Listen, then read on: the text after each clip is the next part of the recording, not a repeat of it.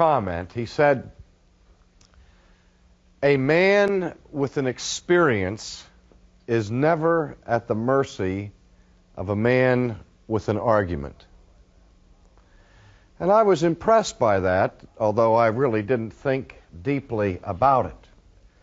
And I thought back on that statement many, many times thereafter, and gradually came to the realization that the statement really isn't all that sound.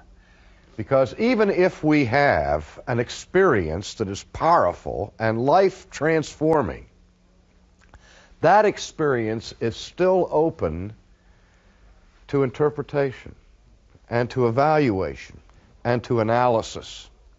And it's possible for any one of us to have a profound experience that we misunderstand profoundly. And of course, the most significant experience that I ever had in my life was the personal experience of my conversion to Christianity. My conversion to Christianity was one of those Damascus Road affairs, where it was sudden, it was dramatic, and in a sense catastrophic. Not catastrophic in the negative sense, but catastrophic in the sense that it created a massive upheaval in my life. And I was so excited about my conversion to Christ that I went immediately and told every friend of mine, in fact, every person that I met. If I was riding a bus, I would talk to the person who was sitting next to me, because I couldn't imagine why anybody in the world wouldn't be thrilled to hear about this exciting thing that I had discovered in my life.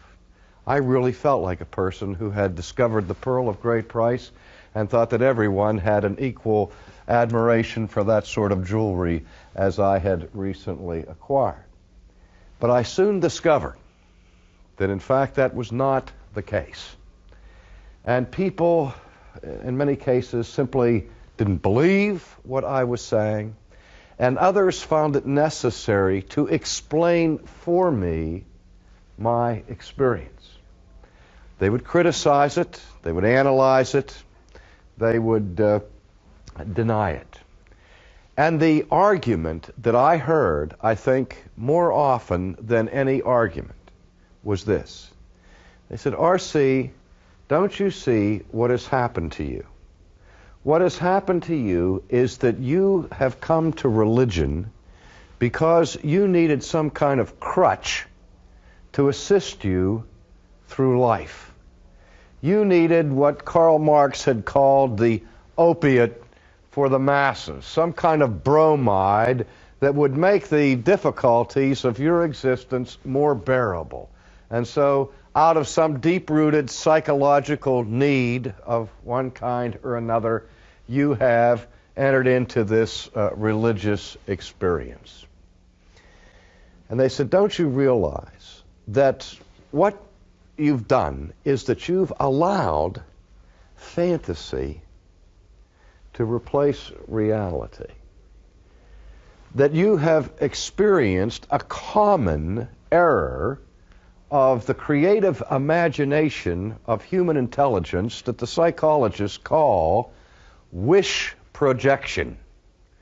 Because you want to believe in God, because you want to believe that there's someone out there who will cleanse you of your sense of guilt that has tormented you, who will deliver you from the fear of death, who will promise you significance and meaning in your life and all of these things, that you have projected that wish into a reality and have now, therefore, taken up the crutch of religion." I found that one of the most disturbing and troubling questions that I had to grapple with as a young Christian, because I knew that there was an element of truth contained, to a point at least, in the inquiry. I couldn't deny that I wanted my faith to be true. I couldn't deny that it would have been personally devastating for me to discover the next week or the next day that I had put my faith in Christ in vain. I could not deny that I wanted it to be true. I certainly wanted to know that I was forgiven of my sins. I certainly wanted to know that there was a heaven. I certainly wanted to believe that there was a God who said that my life was meaningful and significant. And I couldn't deny those things. But there were plenty of friends of mine in the academic world particularly who had no problem denying those things. And I became a philosophy major and spent most of my time reading the writings of skeptics rather than of believers. And then later on, when I was teaching at Temple University in Philadelphia at the Conwell School of Theology, one of the elective courses that I taught there was for upper-level students, for graduating seniors, and I taught an elective in the philosophy of atheism. And what I did in that course was I required that the students read the primary sources, the primary documents of what are usually considered to be the most formidable critics of historic theism and Christianity.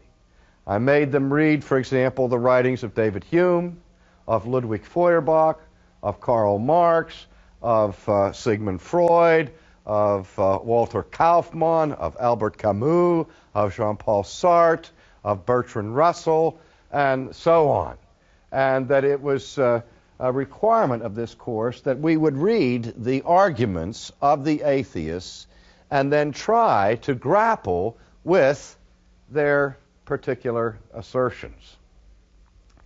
Now, one of the things came through very loudly and very clearly in that analysis, and that is that in virtually all of those philosophers whom I have mentioned, at one point or another, they came to the conclusion that the reason why people believe in God is fundamentally driven by some psychological need. That is, psychological need is the mother of all religion. And I was interested particularly in 19th century philosophical thought. The 18th century had witnessed the what was called in Germany the Aufklärung, the Enlightenment, and one of the main precepts of the European Enlightenment was the principle espoused by the French encyclopedists, who said that now with our advances in modern science, the God hypothesis is no longer a necessary hypothesis to explain the origin of the cosmos or the beginnings of human life. Now we can look to other natural causes to explain the universe without appealing to primitive forms of religion as a basis for reality. By the middle of the 19th century, the climate of philosophical skepticism was such that in the main, philosophers were not debating the question, does God exist? It was tacitly assumed by most of them as a foregone conclusion that God does not exist. And so the question most of the able atheists of the 19th century were addressing was this question: since there is no God, why is it that man seems to be incurably homo religiosus? Everywhere we go, whatever culture we examine, we find evidence and manifestation of some form of religious expression and religious belief that is deeply rooted in the culture. And it's not something that is limited to or contained within the confines of primitive, ignorant people. We find people profoundly intelligent who are as vehement in their affirmation of the existence of God as the atheists were in their denial. And they said, how can we account for that? Now, let me just pause for a second and see what was already appearing as the beginning of a philosophy of phenomenology. The question was not one of metaphysics, is there a God? We can't get up and climb up and beyond the realm of physics and penetrate those questions. What we need to know is, in the arena we can investigate this world. Not only can we investigate the forces of physics in this world and of chemistry and of biology, we can also examine anthropology. We can examine people. And one of the things we can do is that we can see that people here, one of the phenomenon that we see is that they tend to be religious. So we ask, why? We need to account for it. Just as a scientist in his laboratory has to give some kind of sufficient or efficient causal explanation for the data that he examines, so these historians of thought were trying to come up with a causal explanation for the advent of religion. And ladies and gentlemen, virtually every one of these people came up with some explanation rooted and grounded in psychology. Feuerbach, he noticed, for example, that no matter what culture he examined, the cultural expressions of their religion tended to depict gods that looked like mirror images of the people themselves. That if they went to an Aborigine native in Australia, their deity looked like an Australian Aborigine rode around in a canoe. If they went to an outpost in Alaska, they would find that their deity was described to look like an Eskimo.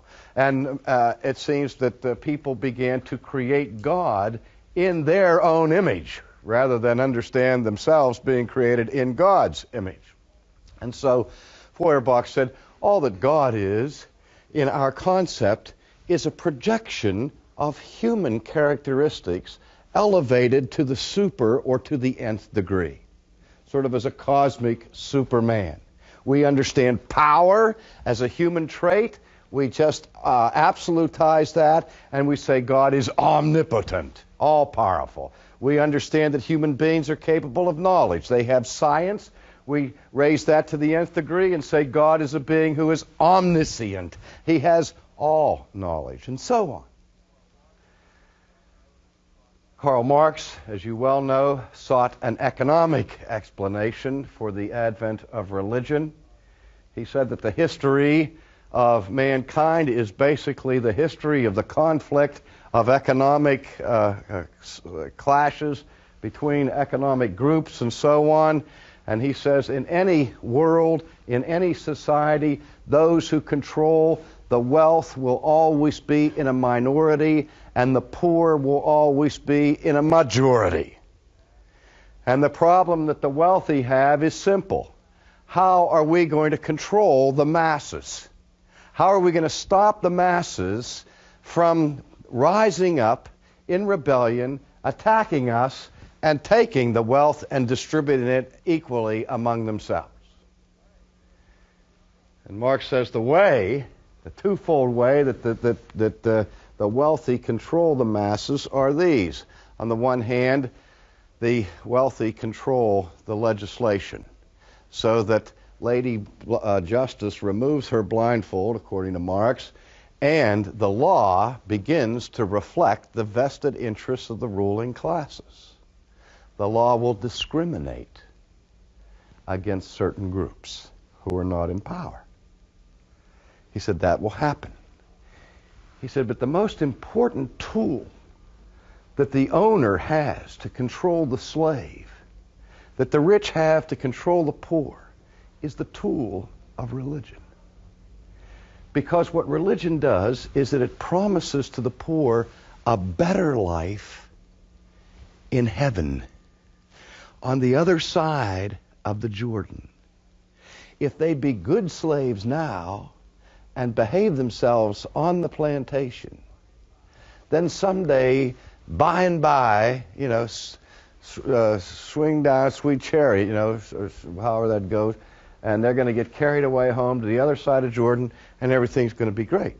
But in the meantime, they have to be humble, and they have to work, and they have to mind their own business, and they have to behave themselves, while the rich man enjoys all of the wealth here and now. So you put them to sleep with drugs of religion. That's the theory. Freud, of course, had more than one explanation, but his basic explanation was that man is afraid of nature because we're vulnerable to nature. We can be harmed or killed by the tornado, by the fire, by the flood, by disease. And you can't negotiate with these forces. And so what we do is that we begin to personalize impersonal forces and begin to believe that there's a God that resides in the fire and a God that resides in the flood. And we have a God for this and a God for that. And if we pray to those gods, appease those gods, give homage to those gods, maybe they will treat us kindly and remove the threat of nature from us. Now, again, I don't have time in this brief period to canvass the basic theses here of these different philosophers.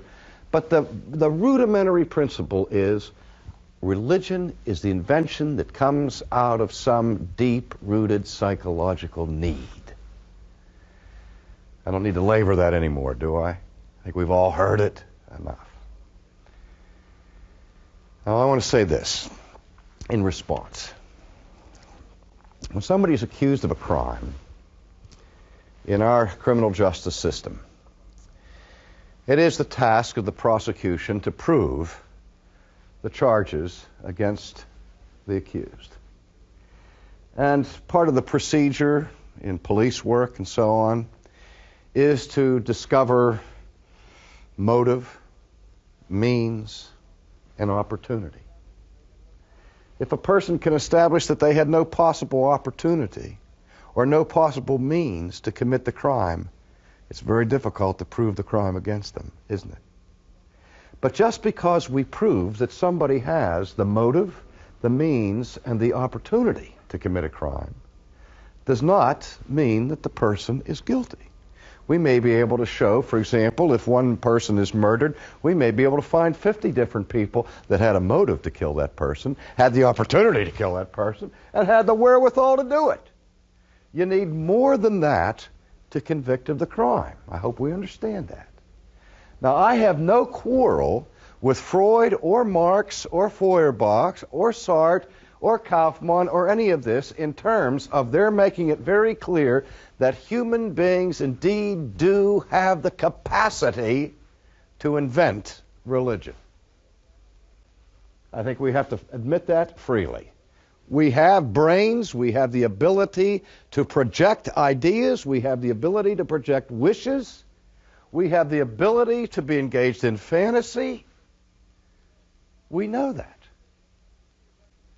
And I think that it's theoretically possible, if there is no God, I think it's possible that people could invent one.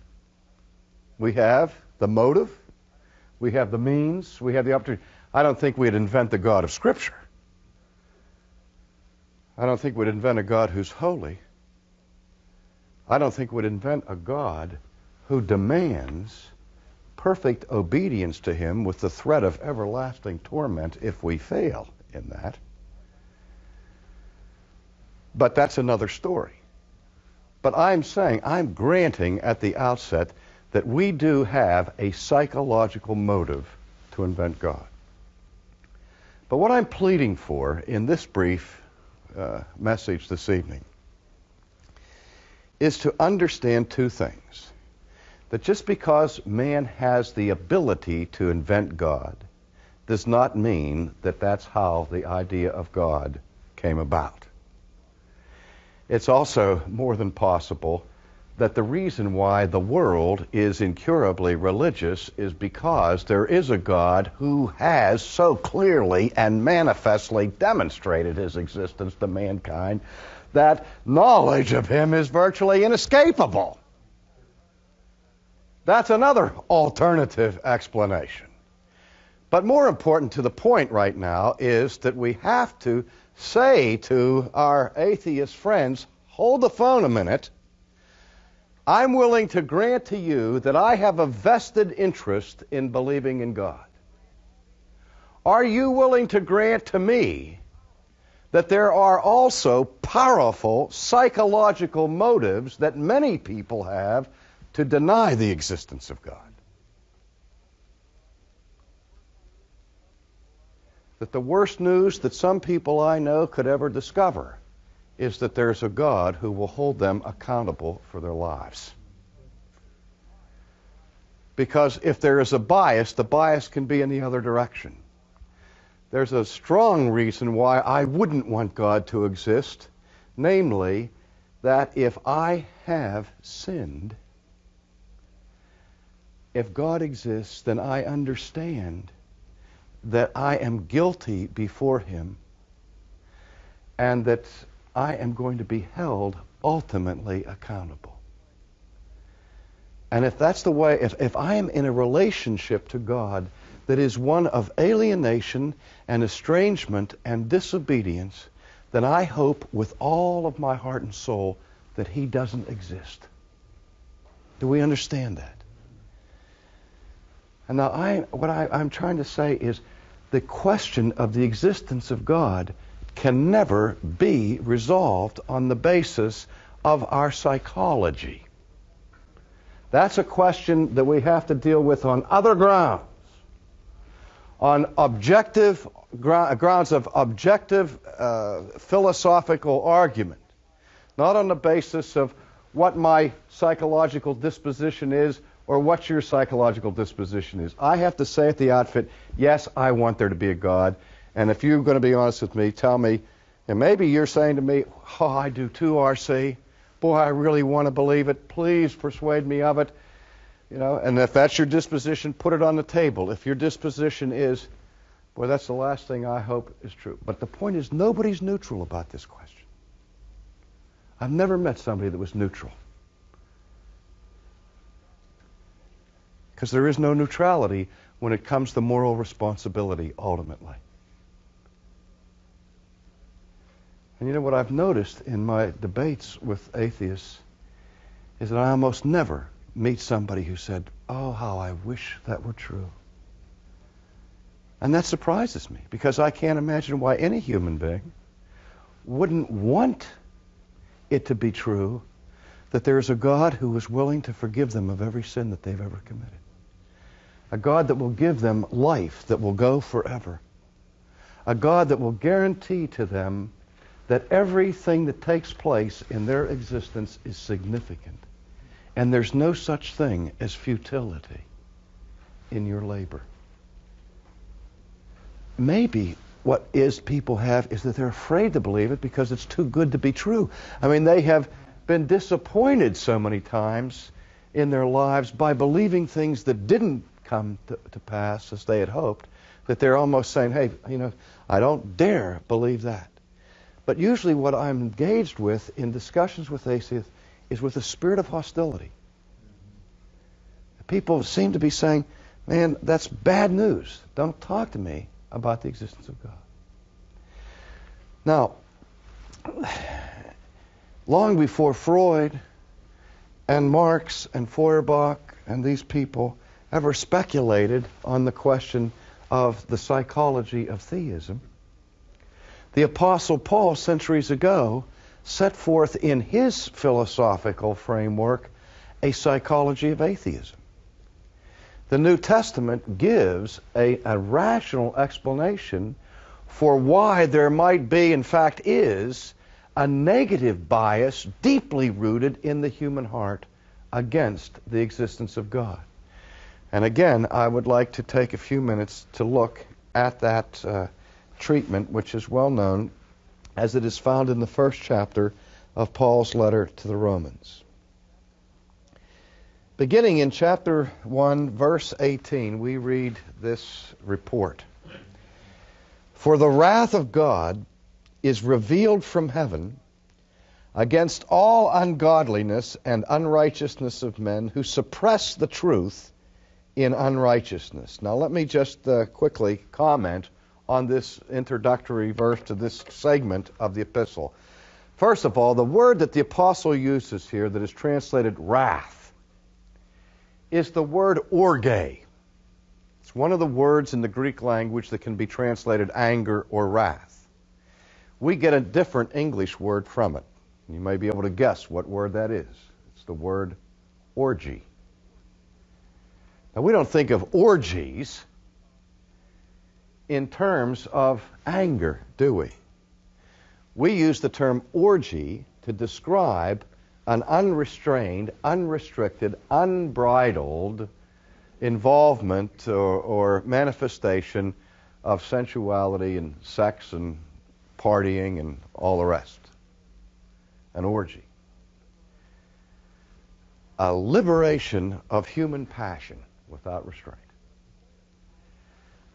The point of contact linguistically between the English word orgy and the Greek word orge, that is the word for wrath, has to do with the expression of passion.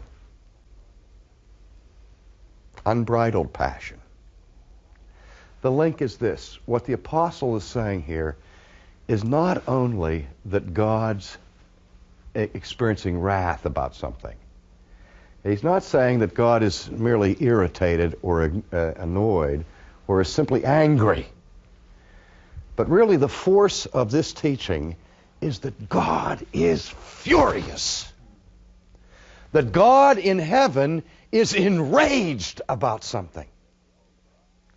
Now, I know that's difficult for us to conceive of because we've been brainwashed, if you will, for a couple of hundred years about the character of God, so much so that in 20th century American culture we think that it's unthinkable that the deity would even be capable of being mildly displeased about anything. We have so defanged God and turned him into a cosmic Mr. Rogers. You know, what a wonderful day, and then I love you just exactly and precisely as you are. But the God of Scripture is a God who's capable of being angry when human beings violate other human beings, and when human beings trample truth. And when human beings desecrate that which is holy, God is angry. And so Paul begins this, and incidentally, Paul is beginning this epistle, which is his monumental work, his magnum opus, on the grace of God. If you read the rest of the epistle. But basically what the apostle was trying to do is show here that you can't understand grace as grace until you understand, first of all, the reality of God's wrath. And so he says, the wrath of God is revealed from heaven against what? I remember early on in the 20th century, some of the existential theologians reacted against the maudlin sentimentality of 19th century theology that had stripped God of any capacity for anger. And then got so intoxicated with their rediscovery of the wrath of God that they said not only is God's wrath real, but at times it's irrational. That there's a demonic element to God himself. There's a shadow side to God's personality.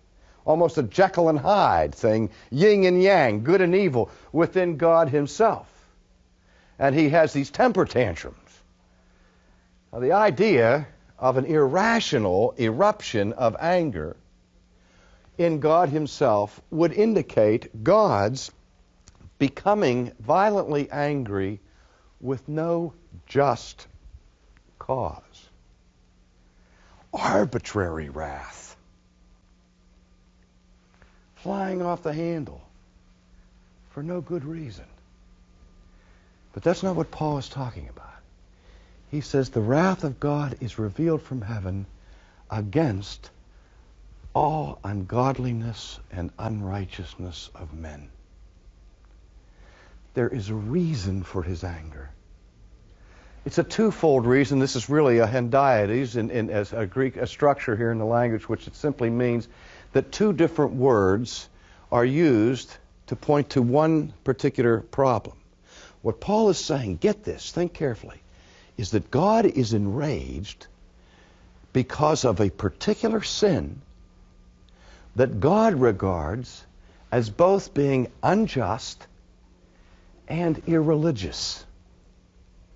It's unrighteous and ungodly. It's not only unethical, but it is irreverent and blasphemous. There's one sin that Paul has in view here. Listen to what it is.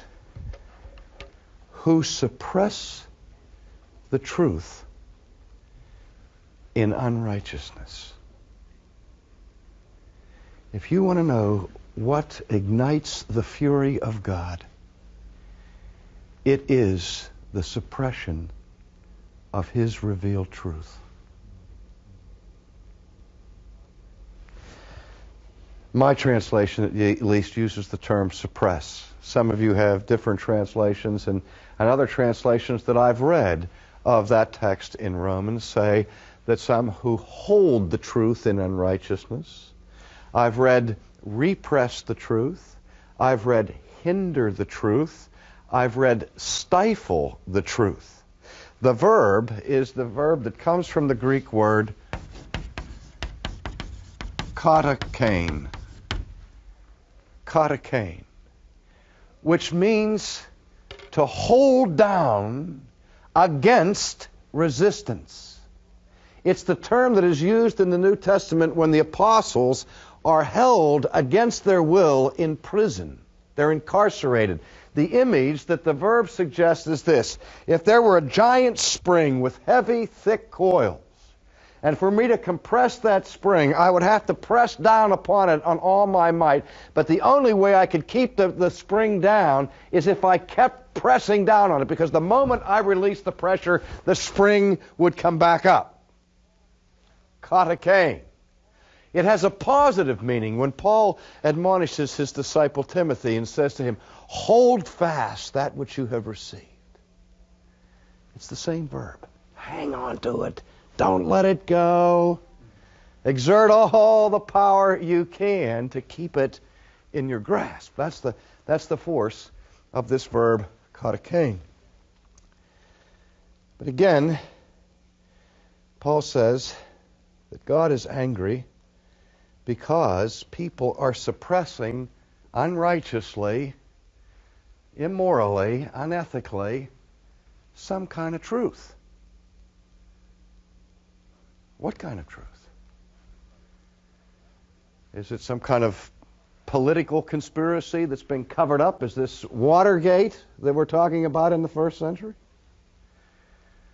No, if you excuse the pun, it's Heaven Gate that is being covered up, because Paul goes on and specifies what he's just spoken of in general terms previously to this. He says, because that which is known about God is evident within them, for God made it evident to them. He's talking about the knowledge of God. What the apostle is saying is that God is angry because human beings are suppressing a knowledge of God. A knowledge that God himself has revealed to the world. And what he says here, again, in verse 19, because that which is known about God is evident within them, for God made it evident to them. And I want us to understand here that the word that is translated in my version by the English word evident is the word phaneros, which in Latin is the word manifestum. That is, this knowledge of God of which the apostle is speaking is not some vague, esoteric, arcane, secret, hidden knowledge that only some Gnostic elitist with a super intelligent capacity could ever discern. But rather it is the knowledge of God Himself that is manifest, that is clear, and that it is clear to the whole world. It's that same knowledge that Scripture elsewhere says that the heavens declare the glory of God. The firmament shows forth His handiwork. I was listening to a talk show one night, radio talk show, where they had an atheist philosopher, they had a Roman Catholic Jesuit theologian, and a Protestant theologian. And they were debating arguments for the existence of God.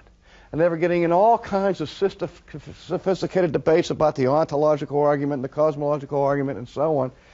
And then they started receiving phone calls. And they got a call from a woman who was obviously uneducated and unsophisticated. And she used broken grammar and poor grammar to express her protest. I don't know what's wrong with you people. Why don't you just go outside and open your eyes? You know? She was saying, it's clear. It's manifest. How can you miss it? People say to me, he said, Sproul, do you think you can prove the existence of God? I said, with the greatest of ease. They said, give me some evidence. I take my shoe off.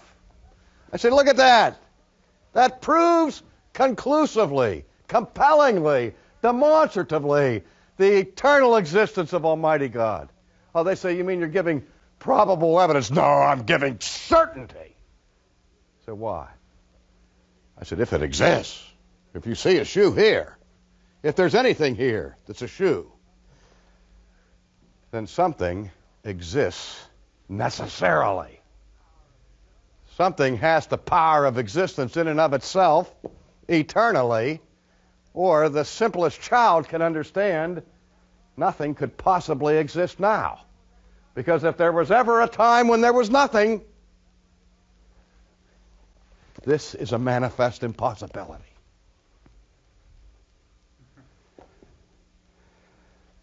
And if anything exists, something has to have the power of being in it. What could be more simple? If it doesn't have the power of being in itself, then nothing could be. See? You don't even need the heavens to declare that. Just look at your shoe. But that's another story. But in any case, verse 20 makes the indictment all the more severe. For since the creation of the world, His invisible attributes, His eternal power, that's just what I was talking about, His eternal power, His divine nature have been clearly seen, being understood through what has been made, so that they are without excuse.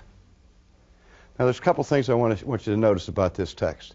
Since the Kantian watershed in philosophy, those of you who are students of Western thought know that Immanuel Kant said we can no longer be persuaded by the traditional arguments for the existence of God because ultimately they rest on reasoning somehow from this world to the metaphysical realm. And Kant said you can't reason from the seen to the unseen. If Kant's right, Paul's obviously wrong. If Paul's right, then Kant is obviously wrong, because what Paul is saying here is that the invisible things of God, things you can't see, are made known by means of, through the medium of, those things that are made, those things that are seen. There's a fundamental dispute there. You have to check for yourself to see who's more cogent, Paul or Kant. And I beg my Christian fellow philosophers to stop defending Kant and start defending Paul on this point. But in any case, Paul says that the invisible attributes of God, namely His eternal power and divine nature, have been clearly seen and understood through, by means of, what has been made, so that they are without excuse. See, this is not simply an amoral, intellectual question. The question of your affirmation or denial of the existence of God is a matter of consummate moral culpability. What excuse is the apostle pulling away from the atheist here? The one excuse that every atheist, that every agnostic will want to use on the final day of judgment is the excuse of ignorance. God, I didn't know you were there. If I just would have known, I would have believed you, I would have followed you, I would have obeyed you. What's worse than hardcore atheism is allegedly softcore atheism, which goes under the guise of agnosticism. The agnostic says, I'm not going to say there is no God. I just simply don't know whether there's a God because I don't think there's a sufficient evidence to come to a conclusion one way or the other. That terrifies me when I hear somebody say that. I say, because what you're saying now is not only you're not willing to affirm the existence of God, but you are pinning the blame of that unwillingness on God himself for not giving you sufficient information. Be careful here. You are adding insult to injury. If this is true, then what it is saying here is that God has so clearly manifested himself ever since the creation of the world, through everything that is made, that you can never use ignorance as an excuse before God. What Paul is saying is that people claim ignorance as an excuse, but it is a fraudulent claim. I've seen real hostility emerge when we've been in discussions with people who are hostile to Christianity, and we discuss these matters. I say, you're not responsible to me to believe this. You may be responsible to God to believe this, but you're not responsible to me to believe that. You don't have anything to fear from me. I'm not going to persecute you or prosecute you or try to bring any harm or injury to you about these things. But what I'm reading here is that in the final analysis, the affirmation of the existence of God is not an intellectual question, it's a moral one. And if you refuse to affirm the existence of God, you are in moral difficulty with the God you refuse to affirm, if Paul is telling the truth. Now here's the crowning, crushing indictment. Verse 21, for even though they knew God, they did not honor him as God or give thanks, but they became futile in their speculations, and their foolish heart was darkened. Professing to be wise, they became fools. Now notice what he says here, that the fundamental sin of the human race, the most basic crime that all of us have committed against God, that at the very time we knew of his existence, we refused to honor him as God. We refused to give proper gratitude to our Creator. You see, the problem with the atheist, according to Paul, is that it's not that the atheist doesn't know God. The problem is he refuses to acknowledge what he knows to be true. And that is dishonest. And I'll say this to people when I'm debating the question of the existence of God. I say, look, I'll debate this with you as long as you want to debate, and I'll try to answer as many questions as I possibly can. But I want to be honest with you. I want you to know I don't trust you. I think you're lying to me. You're telling me you don't believe that there's a God. I don't believe that. I think you know very well there's a God.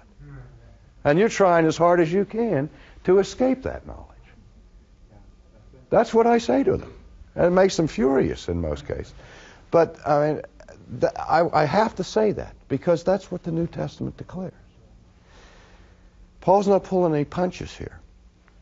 And he goes on to say, and here's where the psychology comes in.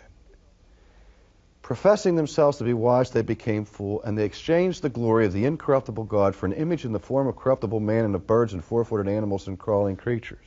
Now, let me just say this. Verse 25, they exchanged the truth of God for a lie, worshipped and served the creature rather than the Creator, who is blessed forever. Ladies and gentlemen, what man usually does with the revelation of God is not turn it into atheism. Our normal reaction to God's divine revelation in nature is to turn it into religion, but a religion of idolatry, where we worship a creature rather than the Creator. And we can do it in the Christian church. When we talk about the sovereignty of God and we talk about the holiness of God, and people respond and say to me, I don't believe that stuff, my God's a loving God and all of that stuff, I say, are you sure your God isn't an idol? Your religion, I mean, we all have a basic propensity towards idolatry. That's where we all are coming from. If we would take these categories that Paul has used here in Romans and translate them into modern psychological nomenclature, here's what it would look like. In many views of psychoanalysis, psychiatrists and psychologists are interested in traumatic experiences and the damage they do to us unconsciously, to our psyche. There's constant probing into the secrets of our past to see where we experienced trauma as children and how that baggage can be carried through our entire lives. For example, I may go to see a psychiatrist or a psychologist, and I'm greatly distressed about something, and he begins to take my family history, and he not only listens to the words that I say, ladies and gentlemen, he pays attention to my nonverbal communication. He may ask me about my dreams. He may ask me to take some Rorschach ink blot tests, you know, like the guy that went to the psychiatrist and he gave him all these ink blot tests, and every time the guy saw an ink blot, he gave some erotic sexual explanation. And finally, when it was all done, you know, the psychiatrist said, I can see you're really hung up on sexual imagery. And he said, why do you say that? He said, because every one of these things you interpret it in a sexual manner. And the guy said, well, you're the one that showed me all the dirty pictures. But we understand that we can communicate in other ways besides words. And if that psychiatrist is taking my history and he says, how do you get along with your mother? And I say, Mother? I always got along great with Mother. My mother and I were terrific. I love Mother with all of my heart. And every time I say Mother, I do that. He's reading my body language is saying something exactly the opposite from my words. And the idea with repression is this: that I have a tendency as a human being, if I have a scary experience, an unpleasant experience, a traumatic experience,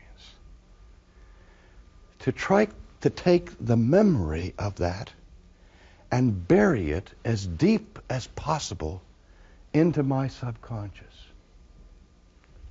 But what modern psychiatry understands is that no matter how much I seek to hold it down, to hinder it, to incarcerate it, to suppress it, or to repress it, that repressed knowledge does not annihilate the memory. It may not be in the conscious mind, but it's there.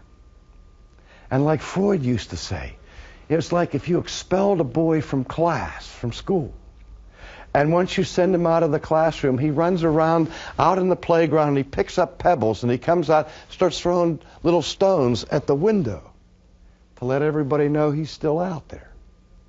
Well, those traumatic memories that we have are like the little boy. They keep throwing stones up. And we start getting, we get these uncomfortable symptoms from the past and we're not even aware why. It's because repressed knowledge seeks to come back to the surface.